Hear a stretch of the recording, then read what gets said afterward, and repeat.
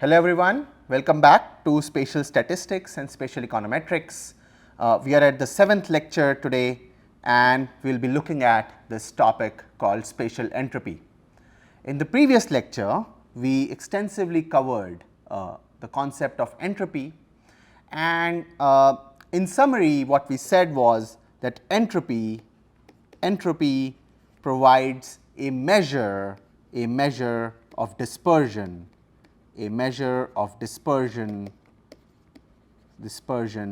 for a given random process. In that spirit, entropy was characterized by us as an alternative measure to variance and standard deviation. Okay. And of course, when we are talking about variance and standard deviation, what we are really talking about is the second moment of a random process, right. And also as part of the previous lecture, we looked at the exponential distribution at length. So, today what we are going to do is we are going to sort of enhance or expand this idea of entropy in space. So, we are going to delineate what we studied as exponential distribution, which was to model a random process that characterizes time between regularly and independently occurring events to a spatial domain, right. So, we will look at exponential distribution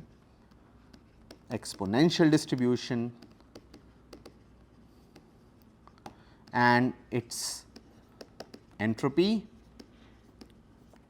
in space. Okay. So, let us move forward. So, here I have an example of a monocentric city. So, we are talking about space already, we are talking about a city. So, a city is spread in space, right. So, for example, you can think about National Capital Territory of Delhi, you can think about Kanpur, you can think about Jaipur, you can think about Chennai and any other city alike. So, what we say is let's consider a linear city with plausible location markers given by R in between 0 and a capital R units from the region.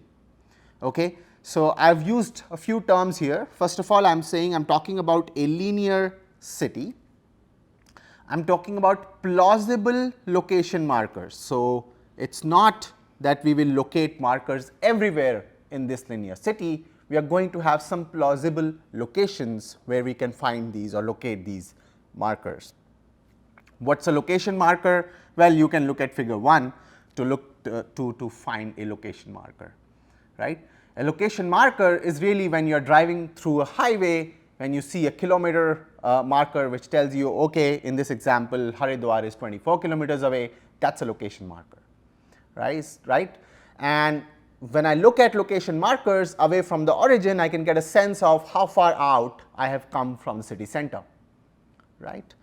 And there is a probability attached. There is a probability attached to finding a location marker, which is given for every r distance away from the origin as PR equals k exponential minus lambda r, where r goes from 0 to r.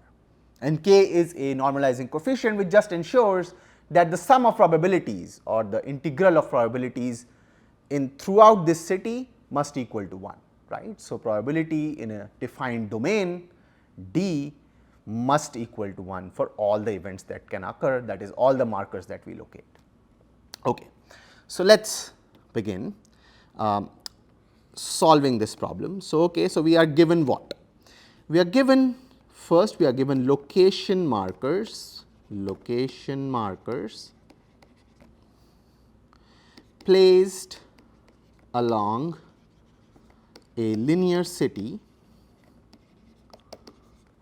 right, with, and the city has an origin and a length or a radius r.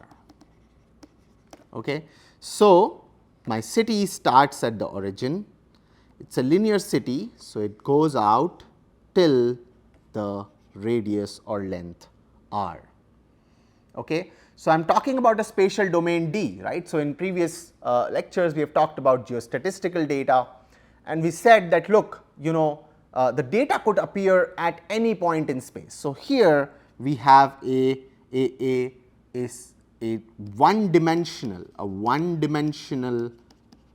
spatial domain that we are working with, right, and D here is nothing but real space in the positive direction. So, I do not have negative values of r, right. So, what I am saying is that if I go out a given distance from the origin, let us say I go out r units or r kilometers out from this origin. So, let us think about kilometers being the units of measurement here. So, if I go r kilometers out, I am going to find a location marker, with probability PR. Okay. So, the probability of observing a location marker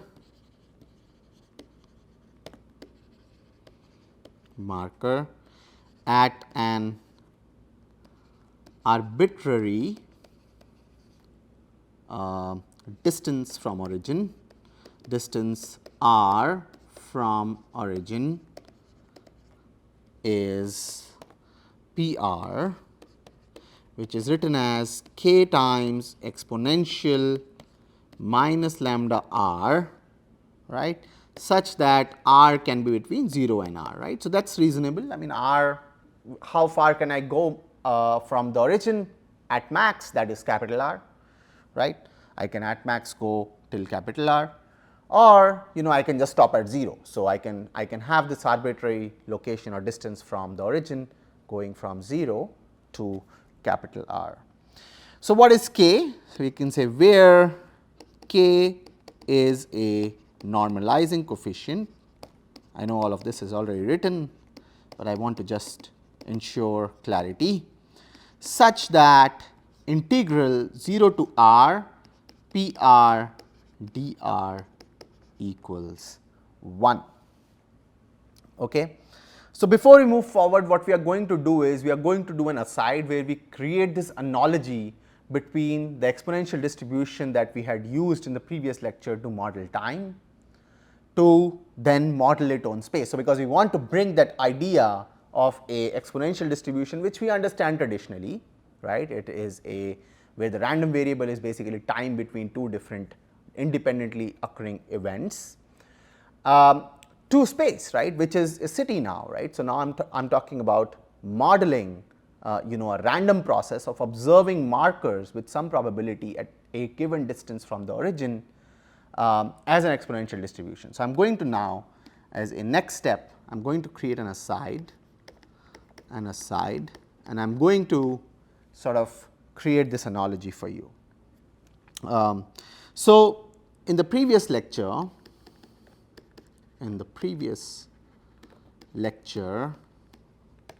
what we said was that we have a random variable x which is distributed exponential with parameter lambda, and that implied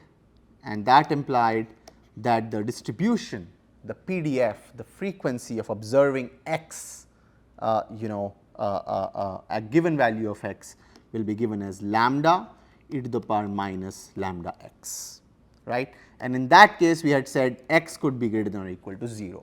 So, there we had allowed for x to go between 0 and infinity, right. So, we just wanted x to be greater than 0, and after that we were okay even if it became very, very large to the extent that it is not defined. Okay. So, of course, x was modeling, this was time between events that occur independently and regularly at or with an average rate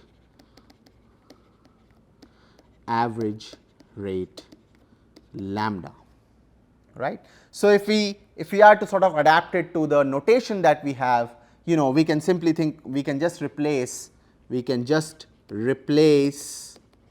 x with r, and we have our example, right, to create an analogy with our example of a monocentric city.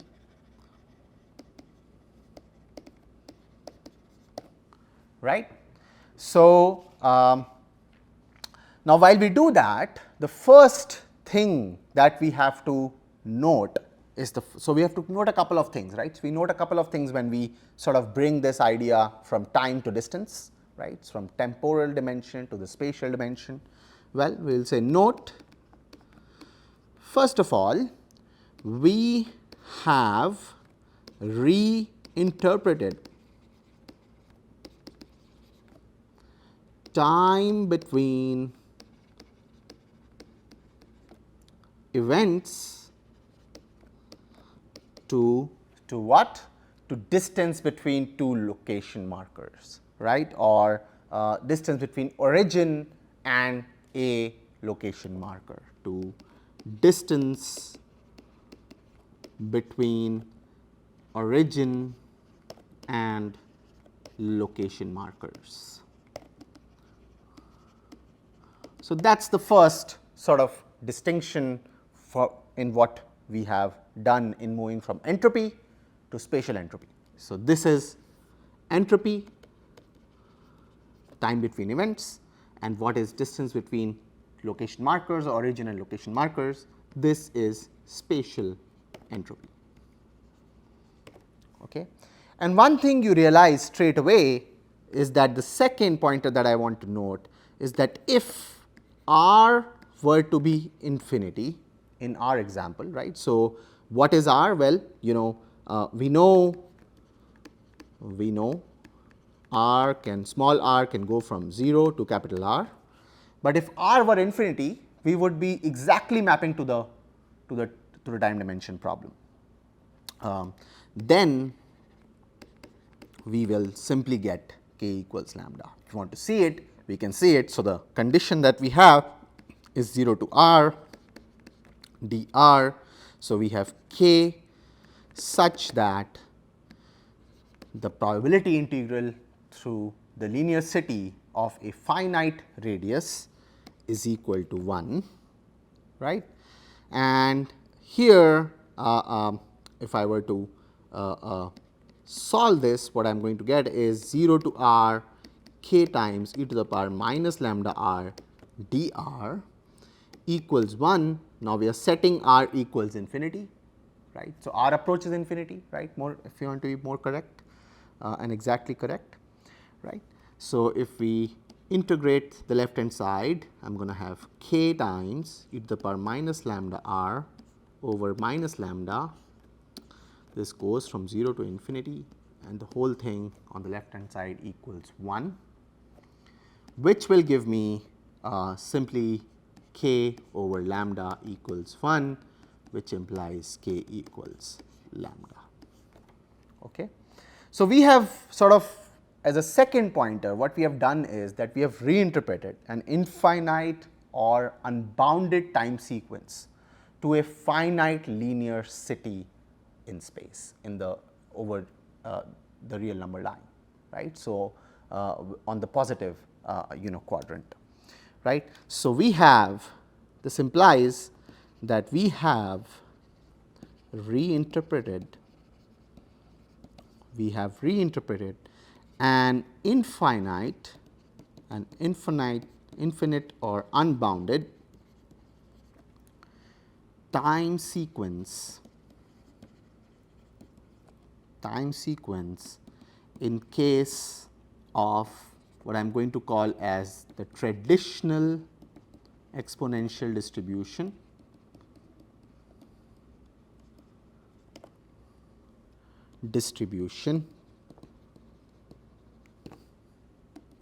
okay, to a finite linear city of given radius capital R, right. So, in other words, if I had a infinite linear city, that is R goes to infinity, I could simply say that the probability of observing a marker at a distance small r from the origin is simply lambda exponential to minus lambda r, right. So, I am just going to say this very quickly. In other words,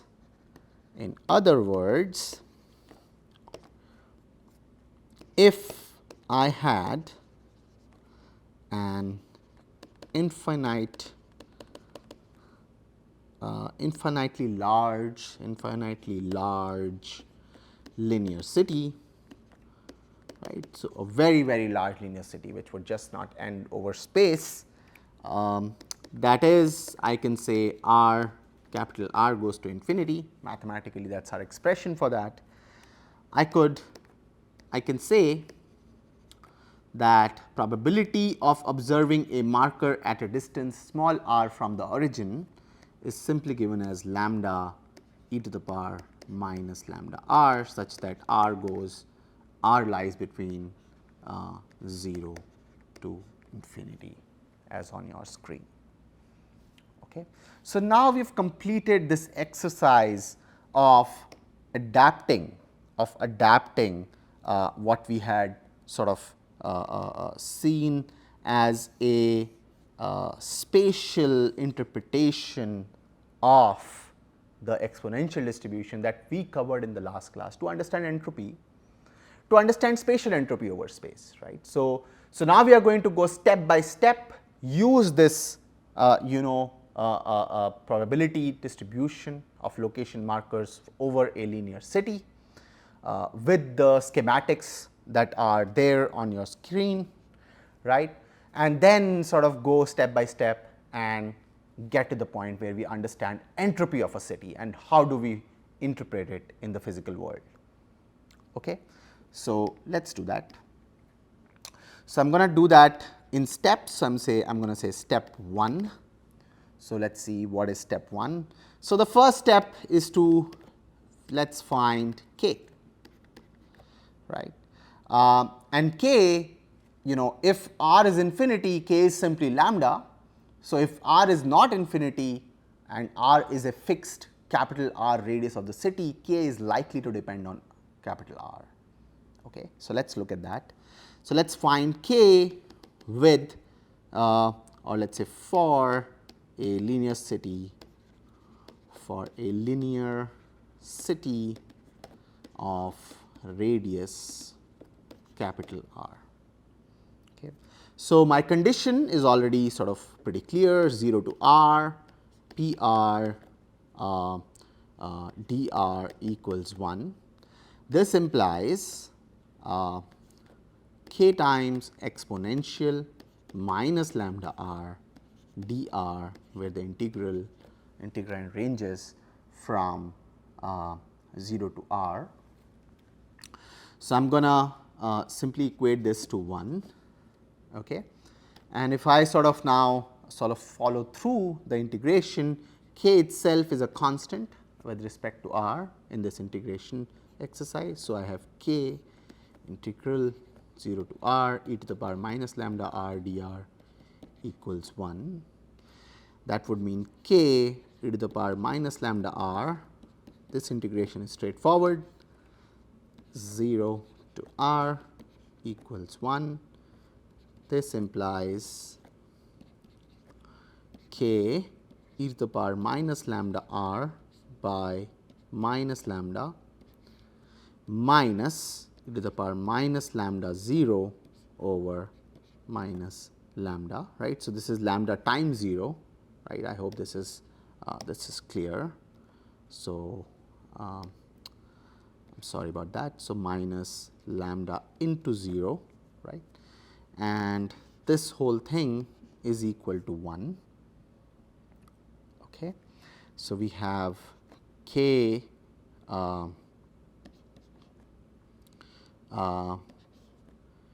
e to the power minus lambda r over minus lambda minus. So, this entity, the numerator is simply equal to 1 because e to the power 0 is 1, right. So, 1 over minus lambda with a negative sign in front. So, I have 1 over lambda equals 1. This implies that I can write k equals lambda over 1 minus lambda r. Okay. So, now let us analyze this value k, right. So, first of all I have the denominator. If I focus on the denominator, what I see here is that it is 1 minus some entity. So, what is this some entity? This entity is e to the power minus lambda r. R by itself is a positive number, lambda is positive, right. It is the rate of occurrence. So, average rate of occurrence of events that follow exponential distribution. So, the rate has to be a positive rate, likely between 0 and 1 because it is the rate of occurrence, right. That is the physical interpretation. So, what I have is exponential to the power in negative entity. So, what I have is 1 over exponential to a positive power. That means, what I have is 1 minus an entity that will vary between 0 and 1, right. It can go to 0 and 1 with closed brackets. That means, I have a denominator which will be slightly or somewhat lower than 1, but still positive. So, my k, which will imply that my k will be at least as large as lambda, right. So, my k will be at least as large as lambda. So, if I want to do some analysis,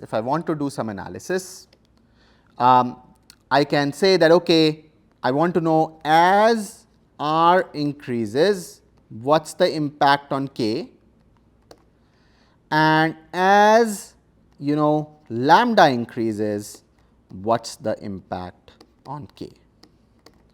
So, for the case of lambda, lambda, we can, how do we evaluate it? Well, the way to evaluate it mathematically is to first do for case of lambda, we would have to figure out what is del k by del lambda, and for r we will have to figure out what is del k by del r. Okay. So, let me evaluate del k by del r for you, and then you can evaluate del k by del lambda at your own time. Okay. So, del k by del r by itself is going to be given as, okay, so I have a lambda times minus 1, which is the power on 1 minus exponential minus lambda r. So, I am going to apply, I am applying the chain rule to conduct this differentiation. So, I am now going to say minus e to the power minus lambda r multiplied by minus lambda, whole thing divided by exponential, sorry, it is going to be 1 minus exponential to the power minus lambda r, the whole squared. And if you look at it, it is going to be less than 0. Okay. So, as r goes up, k will decrease, and what you can find is that as lambda goes up, the rate of occurrence goes up, k will increase by evaluating this differential. Okay. So, what we really understand is that we can then sort of evaluate, so we know one thing. So, if we go back to the expression of k, It depends on two variables. One is lambda and second is r. So, if I fix lambda, right, and I increase r, my understanding is that k will go down. Okay. So, let us go and check. So, if I fix lambda,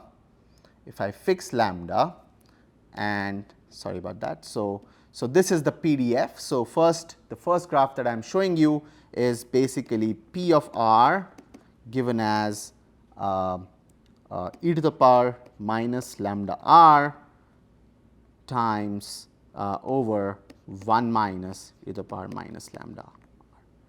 Okay. So, just a little fumble there, sorry about that.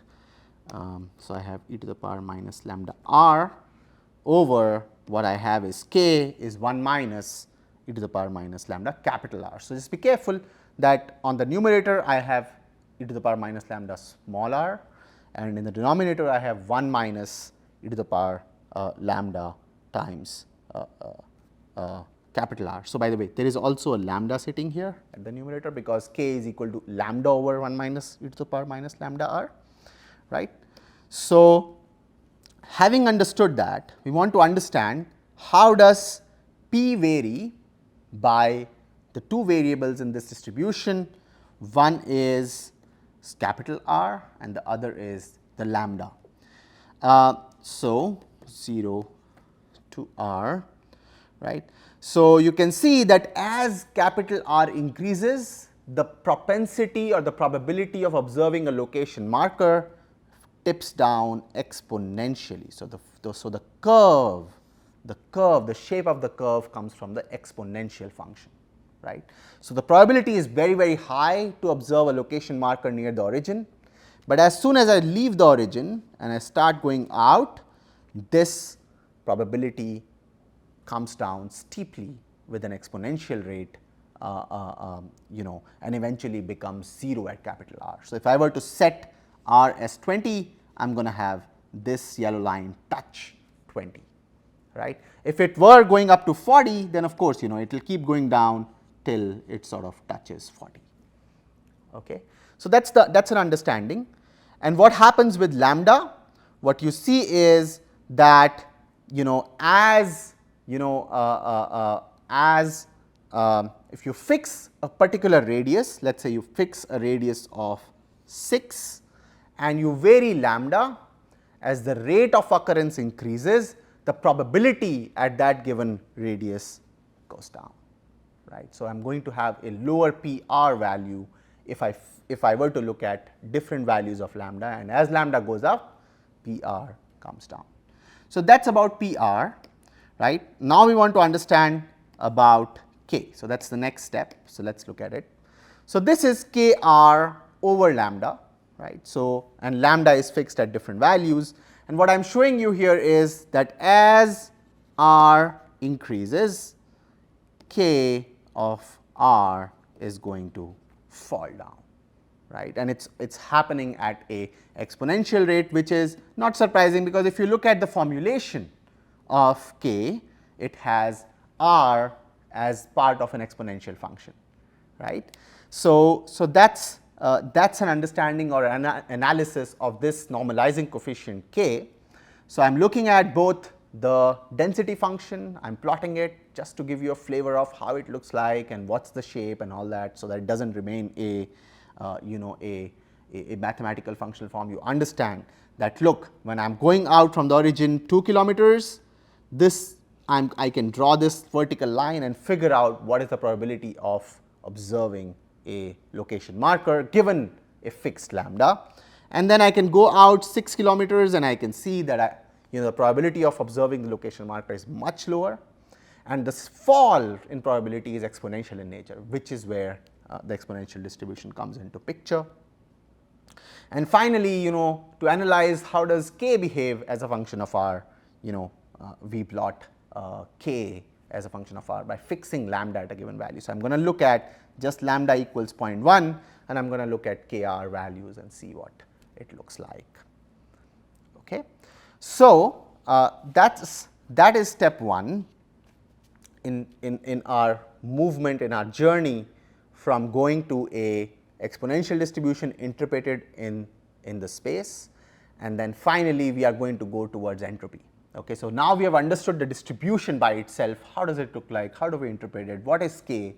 And so on and so forth. And as step 2, you know, we are going to evaluate the first moment. The first moment, which is the mean distance from origin, means distance from origin, called as r bar, right,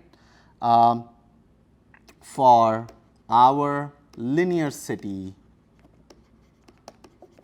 having radius capital R, and consequently, you know, consequently k as lambda over 1 minus exponential to the power minus lambda r, right, which we have just established. So, we are going to look at this step 2 as the, you know, as the second sort of module of this lecture. So, we will join you shortly.